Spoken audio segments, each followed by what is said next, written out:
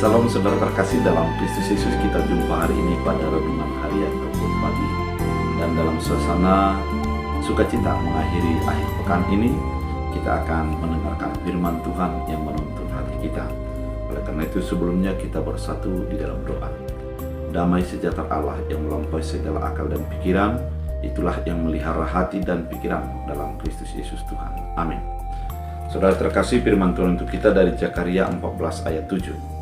Dalam bahasa Batak Angkola dikatakan, tapi di sada ari kolat Tuhan do umbotosa, nada adong pergotian niarian do borngin, jana borngini gabe arian.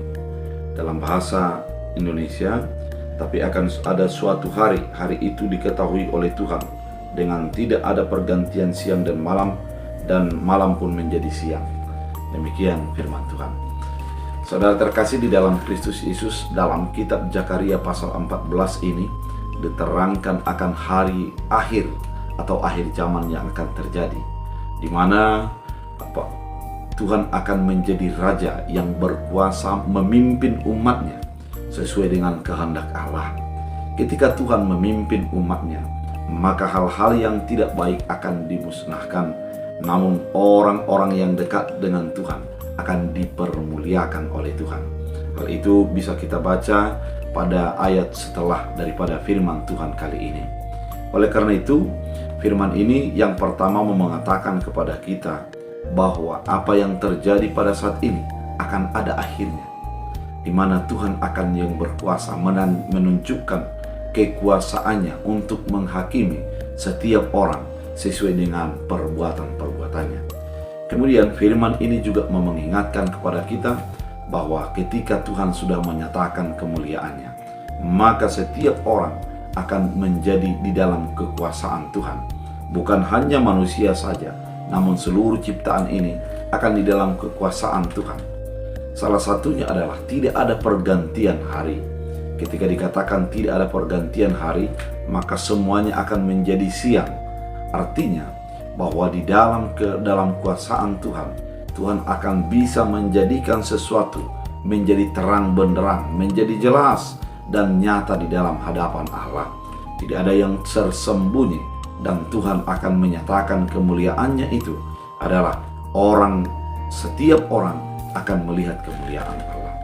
Saudara terkasih di dalam Kristus Yesus, firman ini mau mengatakan dan mengingatkan ke dalam kehidupan kita bahwa kehidupan setiap orang percaya adalah di dalam kuasa Tuhan. Dan apa yang kita lakukan saat ini, kita akan bertanggung jawab kepada Tuhan dengan sepenuh hati, sepenuh pikiran kita. Ketika Tuhan menyatakan kemuliaannya, maka kepemimpinan Tuhanlah yang terjadi. Apa yang menjadi kebiasaan kehidupan kita akan menjadi diubah oleh kehendak Allah.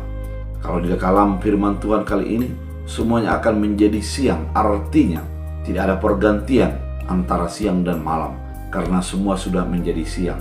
Artinya, sukacita akan selalu melimpah, dan kita akan melihat wajah Allah dengan terang benderang, dengan jelas, dan tidak ditutupi oleh kegelapan.